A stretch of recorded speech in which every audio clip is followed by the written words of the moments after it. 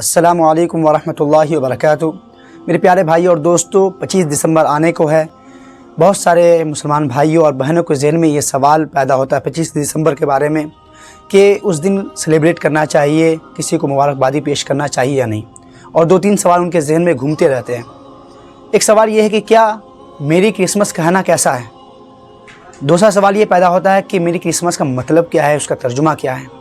और तीसरा सवाल जो पैदा होता है वो ये है कि क्या कोई मुसलमान अपने ईसाई दोस्त को मेरी क्रिसमस के मुबारकबादी पेश कर सकता है या नहीं। तो मेरी तहकीक के मुताबिक मेरी क्रिसमस का तर्जुमा अल्लाह रब्बुल आलमीन ने बेटा जाना है, किसी सही लुगत से साबित नहीं है, बल्कि इसका मतलब ये है कि ईसा अलैहिस्सलातु वस्सलाम की यौम पैदाइश मुबारक हो।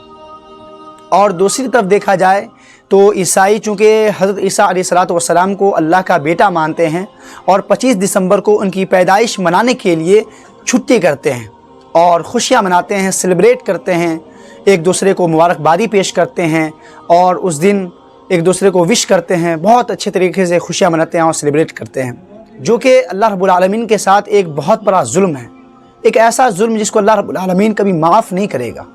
तो बिलवास्ता ये समझ लें कि मेरी क्रिसमस का मतलब ही ये हुआ कि नाउज़ुबिल्लाह अल्लाह रब्बुल आलमीन ने बेटा जना है, इसलिए मेरी क्रिसमस कहना बिल्कुल नाजायज़ और हराम है।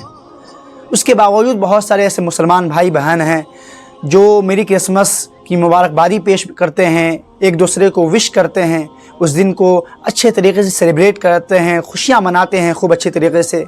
उनको ये पता नहीं, उनको ये समझ नहीं कि उनके इस काम के करने की वजह से हो सकता है वो दायरे इस्लाम से खारिज हो जाए, इस्लाम से निकल जाए और इस्लाम से बेदखल हो जाए।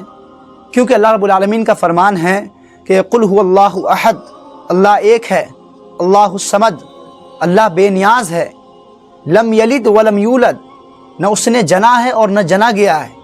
यानी अल्लाह रब्बुल आलमीन न किसी का बाप है और न किसी का बेटा है। वलम यकुल लहू कुफुवन अहद, और अल्लाह रब्बुल आलमीन का कोई हमसर नहीं। तो आप बताएं कि ईसाइयों का अक़ीदा है कि अल्लाह रब्बुल आलमीन ने बेटा जना है, तो क्या हमें उनके इन अक़ीदे में पेश रहना चाहिए? आप ख़ुद फ़ैसला करें इस चीज़।